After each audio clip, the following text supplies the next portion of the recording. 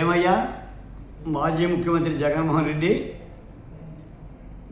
రెడ్డి గారు మీరు అధికారంలోకి రాగానే ఏబిఎన్ రాధాకృష్ణ గారిని తిప్పిన పోలీస్ స్టేషన్ తిప్పకుండా తిప్పుతావా?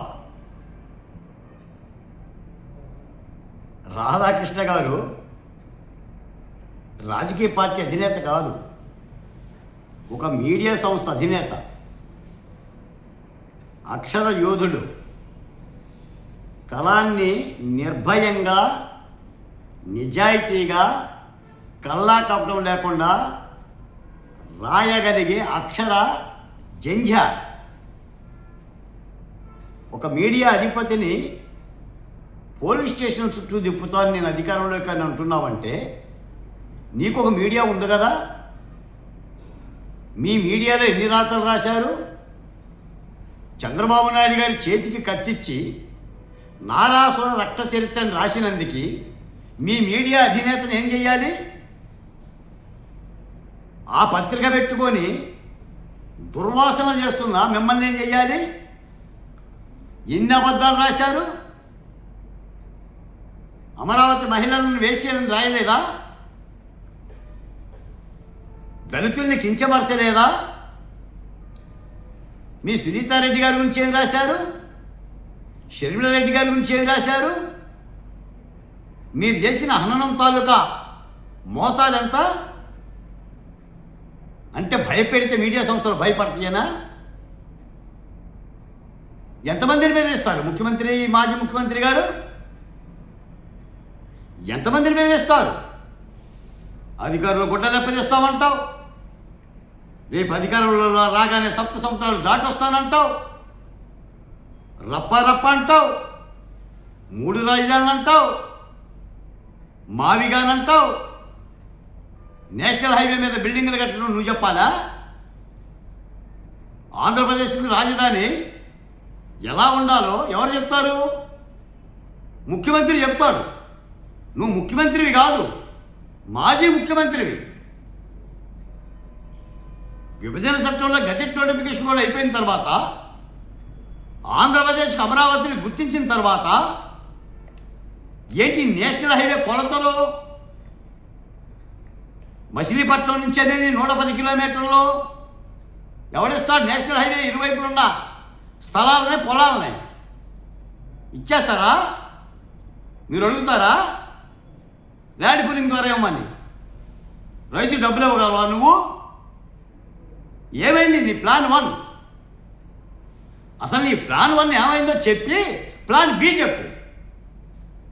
దీని గురించి మీరు నంది అంటే నంది, పంది అంటే పంది అన్నట్టుగా నాయకులు ఉండకూడదన్న మాటకి మహిళలను హననం చేశారు. అసలు మహిళలను హననం చేసే పేటెంట్ రైట్స్ మీవి కదా, దానికి బ్రాండ్ అంబాసిడర్లు మీరే కదా. ఆఫీసులు దగ్గర పెడతాం, చెప్పు తీసుకొని కొడతాం. మళ్ళీ మీరు బయటకు వచ్చి రాధాకృష్ణ సంగతి చూస్తాం. ఏంటి చూసేది? అది దమ్మున్న ఛానల్. ఈ ప్రగల్భాలు ఎన్ని వరకు లేదు.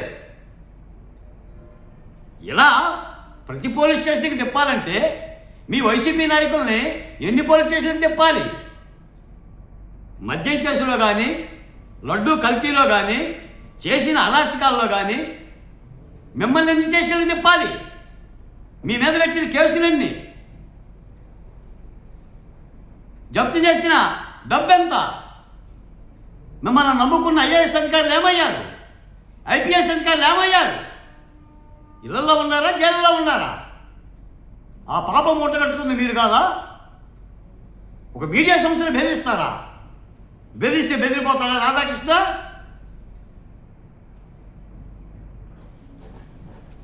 ఇష్టానుసారంగా తాటాకు చెప్పులకి కుందేలు బెదరమంట. ఈ తాటాకు చెప్పులు ఎంతకాలం? అభివృద్ధి గురించి మాట్లాడటం చేత కాదు, వస్తున్న పరిశ్రమలనే ఆహ్వానించడం చేత కాదు. 50 రాజకీయ పార్టీలు అమరావతికి మద్దతు పలిగితే తగుదునమ్మా అని ఊరందరిది ఒకదారి, ఉలిపి కట్టేది ఒకదారి అని నువ్వు మావిగానంటావా? ఏ మావిగాను? ఆ మాట నీకు చెప్పలేదు. మావిగల్లు కట్టుకున్నావా ఇల్లు?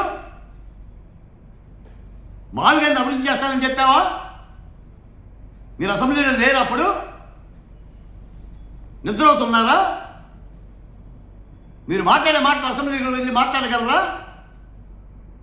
అంటే కార్యకర్తలు మభ్యపెట్టి, నాయకులు జోకొట్టి, ఒక నియంత పార్టీని పెంచి పోషించి రాష్ట్రాన్ని మళ్ళీ వెనక్కి తీసుకెళ్దామని